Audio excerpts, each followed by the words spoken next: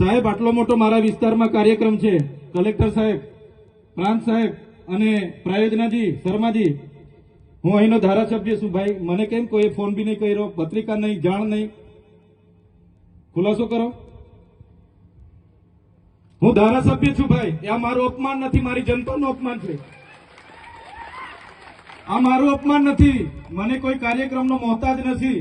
મને પત્રિકામાં નામ આવે, મારી તકતીમાં નામ આવે તો જ ચૈતર વસાવા આવે એવું નથી. ચૈતર વસાવા નામ માટે હું નથી આવતો. મારા જનતાના, મારા સરપંચે કીધું કે આટલો મોટો કાર્યક્રમ છે શિક્ષણનો, સાહેબ તમારે આવવું પડશે, એટલે મેં આવ્યો છું. અને કલેક્ટર સાહેબ તમારી જવાબદારી છે, તમે વહીવટ છો, તમે મને ફોન કરીને જણાવો ને કાર્યક્રમ છે. મંત્રી સાહેબ ગાંધીનગરથી આવે છે, કઈ તકલીફ છે અમારાથી તમને?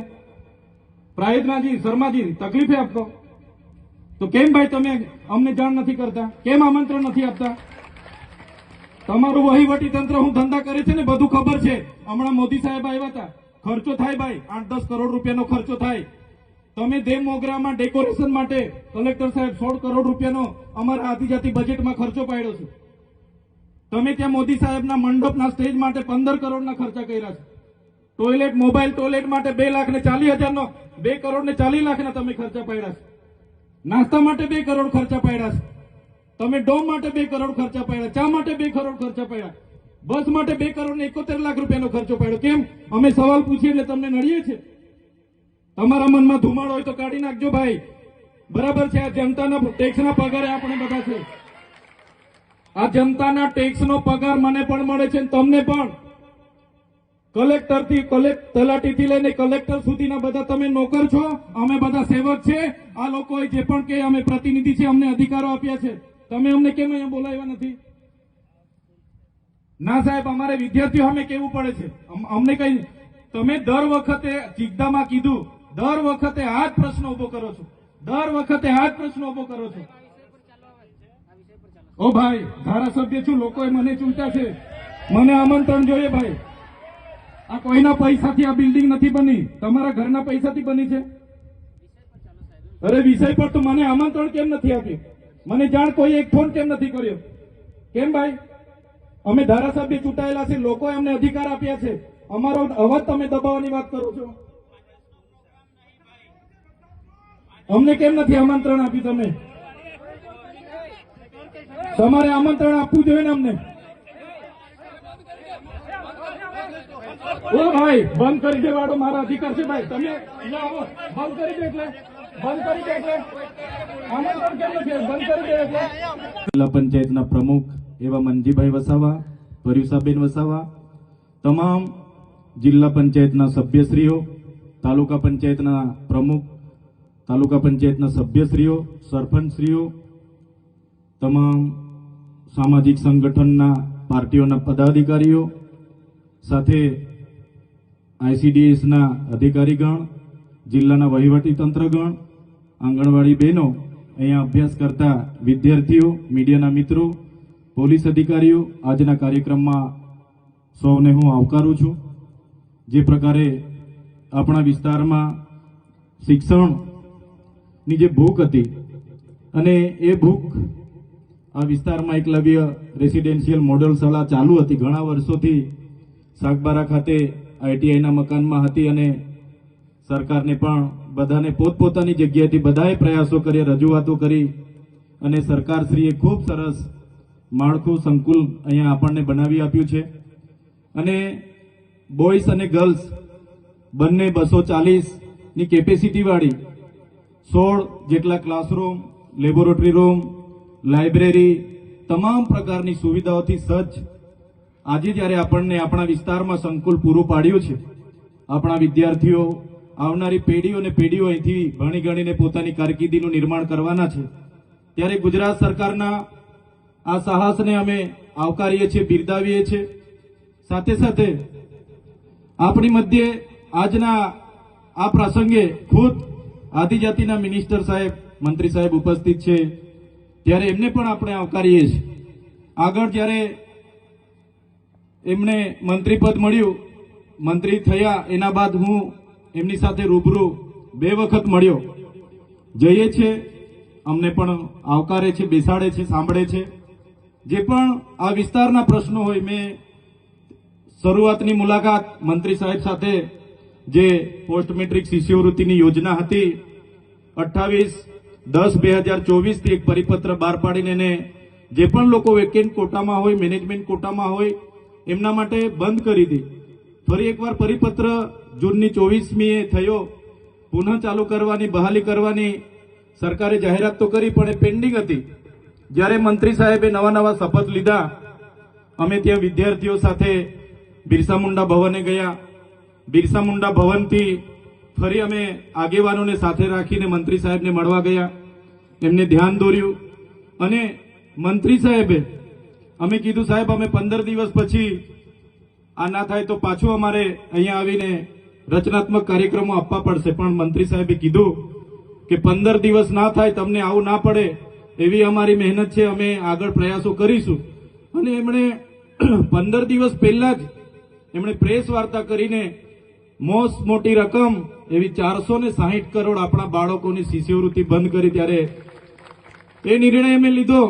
એમનું જેવું પ્રેસ કોન્ફરન્સ થયું અને સમાચારના માધ્યમોથી મને જાણવા મળ્યું, ભલે અમે અલગ વિચારધારા, અલગ પાર્ટીમાં હોઈએ, પણ મંત્રીશ્રીના પ્રેસ કોન્ફરન્સને 1 જ કલાક પછી મેં મંત્રીશ્રીના નિર્ણયને આવકાર્યો, એમનું સમર્થન કર્યું કે જે પણ અમારા નરેશભાઈ પટેલ સાહેબે જે નિર્ણય અમારા બાળકોના ભવિષ્ય માટે લીધો છે એમને હું આવકારું છું. અને અમે ખુલ્લામાં એમને સમર્થન કરીશું. ત્યારે મંત્રી સાહેબનો પણ બધાના પ્રયાસો હતા, સાંસદ શ્રીઓના હતા, ધારાસભ્ય શ્રીઓના ધ્યાને રાખીને એમણે કર્યું. ત્યારે અમે એમના નિર્ણયને જાહેરમાં આવકાર્યો હતો અને એમને સમર્થન પણ કર્યું હતું.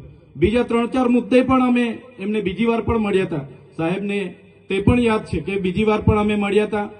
સાહેબ સાથે આપણા વિસ્તારના બાળકોના ફૂડ બિલની પણ અમે ચર્ચા કરી હતી કે આશ્રમ શાળામાં ભણતા બાળકોને ફૂડ બિલમાં 2100 રૂપિયા મળે છે, પર ડેના 70 રૂપિયા મળે છે. તો બાળકો ખૂબ સારી રીતે ભણે, એની થાળીમાં પણ પૌષ્ટિક આહાર હોય, એ બાબતની અમે એમની સાથે ત્યારે પણ ચર્ચા કરી હતી.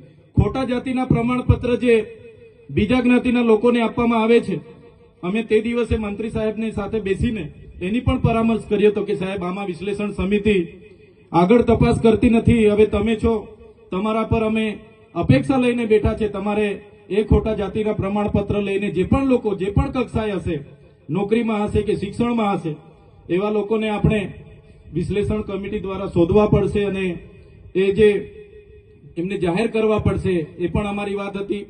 જે 40% માર્ક્સ ફરજિયાત લેખિતમાં લાવવાના, એવી જે હમણાં ગૌણ સેવા પસંદગી મંડળે નિયમ બહાર પાડ્યો છે, ત્યારે આદિવાસી સમાજને આર્ટિકલ 330-332 અંતર્ગત જે શૈક્ષણિક અનામત મળી છે, ત્યારે અનામતની બેઠકો 40% માર્ક્સ ફરજિયાત લાવશો તો જ નંબર લાગે એવી જે કન્ડિશન છે, એના લીધે કેટલાક સીટો આપણી ખાલી રહી છે. તો સાહેબશ્રીને અમે એનું પણ ધ્યાન દોર્યું હતું અને એમાં પણ આવનારા દિવસોમાં અપેક્ષા રાખીએ છીએ કે એમાં પણ ગુજરાત સરકાર, આપણા મંત્રીશ્રી રસ દાખવીને આગળ તજવીજ કરે.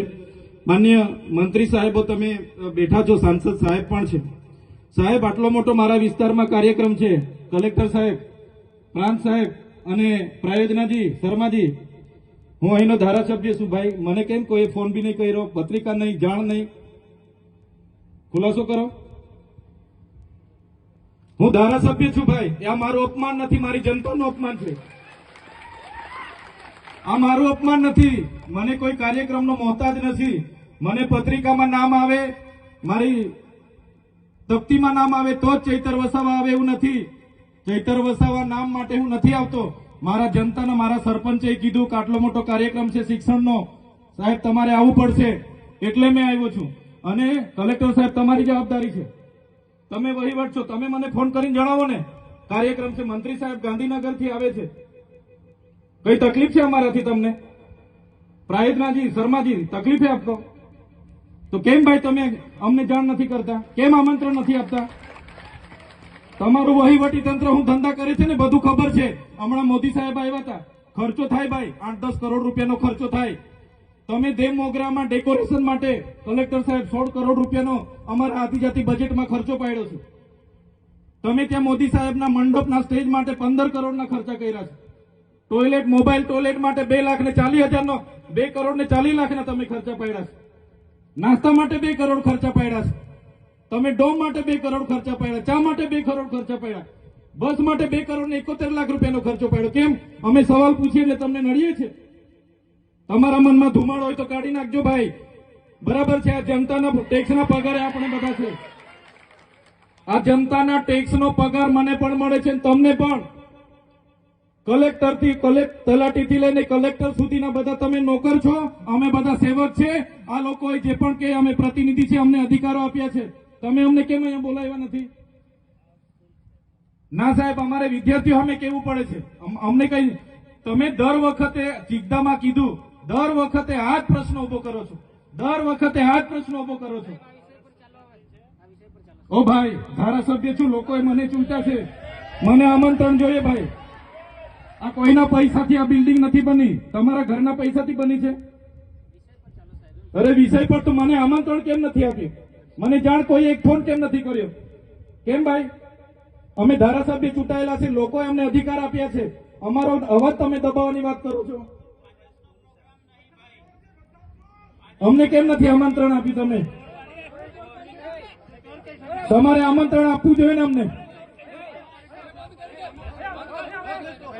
ઓ ભાઈ, બંધ કરી દેવાડો, મારા અધિકાર છે ભાઈ. તમે આવો, બંધ કરી દે એટલે આમંત્રણ કેમ નથી? બંધ કરી દે એટલે બંધ કરી દો એટલે આમંત્રણ આપવું જોઈએ ને તમારે. અમને તમે આમંત્રણ કેમ નથી આપ્યું ભાઈ? અમે ચૂંટાયેલા ધારાસભ્ય છે, અમને એક ફોન કોઈનો આવ્યો નથી. કલેક્ટર સાહેબની જવાબદારી છે.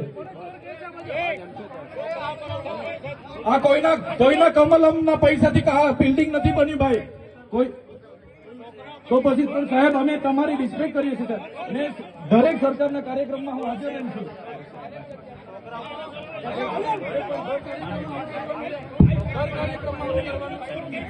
ભારત ભાઈ ચાલો શાંતિથી બેસી જાઓ, બધા બેસી જાઓ. એ ભાઈ બધા બેસી જાઓ, બધા બેસી જાઓ. ચાલો શાંતિથી બેસી જાઓ ભાઈ, આગળ નહીં.